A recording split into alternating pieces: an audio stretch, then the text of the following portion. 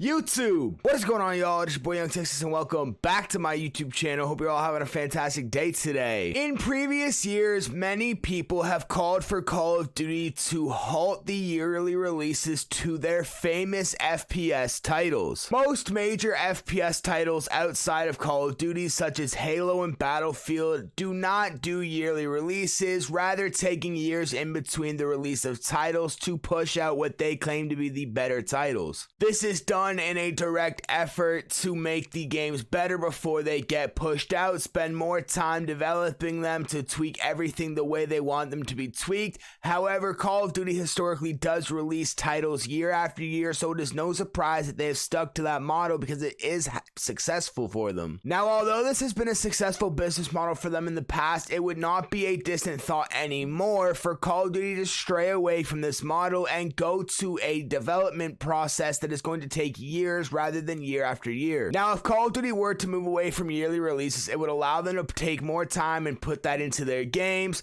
allow them to focus on making the games better in all aspects, and overall make them push out a more finished product. We have seen delays in Call of Duty come to fruition already, such as the 12-day delay of Season 2 of Vanguard and Warzone, and we have actually seen in the past full year delays of full Call of Duty titles. If you remember, Call of Duty Vanguard and the Sledgehammer Call of Duty title was originally supposed to be released in 2020, but due to some comments from Activision that they said Sledge was behind schedule, they asked Treyarch to step up production and release their title 1 year early, and that is when we got Black Ops Cold War. So to now say that we would have Call of Duties not be released year after year and the developers rather get more time to work on their titles would not be too far-fetched given this and what we've seen in the past.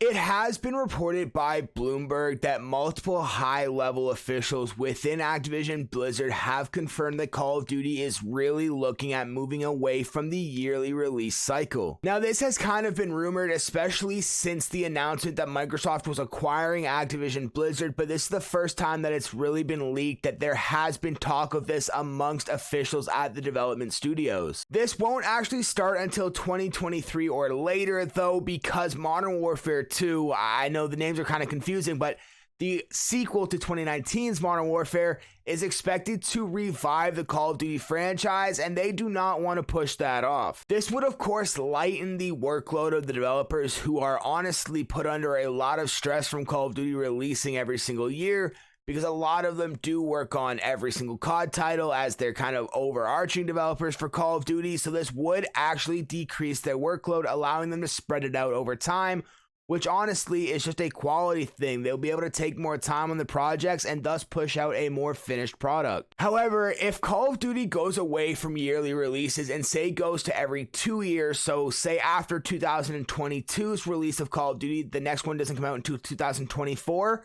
not only is that 2 years between Call of Duty titles, but given that there are 3 developing studios that work on Call of Duty, those being Treyarch, Infinity Ward, and Sledgehammer, that means that those dev studios wouldn't have to release a COD until 6 years after their next release. So say that after Infinity Wars 2022, we go to 2024 and we see a Treyarch Call of Duty. Treyarch would not have to release another Call of Duty until 2030. Now, the Microsoft acquisition no doubt has an impact on this decision because Microsoft may want to take Call of Duty in a different direction, taking it in a direction that would be more beneficial for not only Microsoft, but in their eyes, Call of Duty as well. In addition, Phil Spencer, the CEO of Microsoft Gaming, did say that he would want the developers that work on Call of Duty to also be able to expand their creative prowess and go work on other Microsoft titles. Now, Microsoft owns a lot of game development studios, so that would open the doors for these developers to work on a lot of different games outside of the Call of Duty franchise. Beyond this as well, it would allow some developers to also work on other titles under the Activision Blizzard umbrella right now, so it'll be interesting to see what happens with that. Now, a big reason that the developers are not wanting to do this until next year or later, and also a reason that they do want to do this eventually, though, is because they want to get back onto the community's good side. The Call of Duty community, especially right now, is not very happy with Call of Duty as a whole, not very happy with the developers, so it is no shock that the developers want to do everything they can to earn back the trust of the community. One thing that they can do is push out better content, push out content that players and content creators and fans of the franchise are going to enjoy more, and if that means a longer development cycle, then so be it.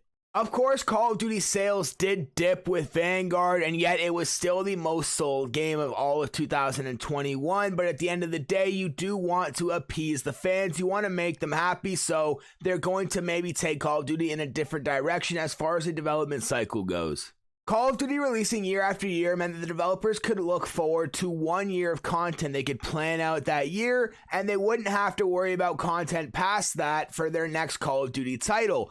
However, if Call of Duty goes to a 2-year cycle, that means the developers would have to look at content for 2 years to keep fans interested for that entire time. Since Modern Warfare and the introduction of seasons and battle passes, it could be argued that developers are going to look at adding more seasons and longer seasons in order to keep content fresh throughout the entire 2-year process. In addition, this would allow for more tweaks to be made and more improvements to be made throughout a Call of Duty's life cycle. So imagine you took Vanguard and said, okay, the next title is not being released until 2023, so Sledgehammer, you guys have all that time to work on Vanguard, bring more content, work on it. I think people would be pretty happy.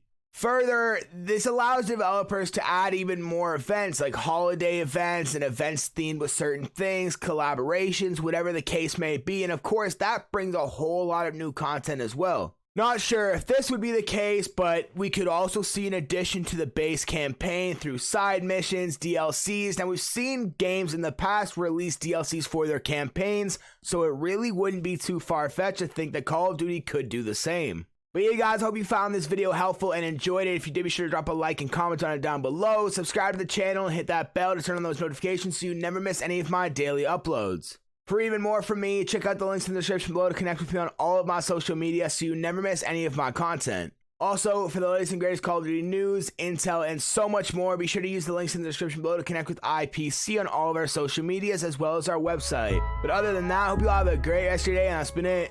Peace.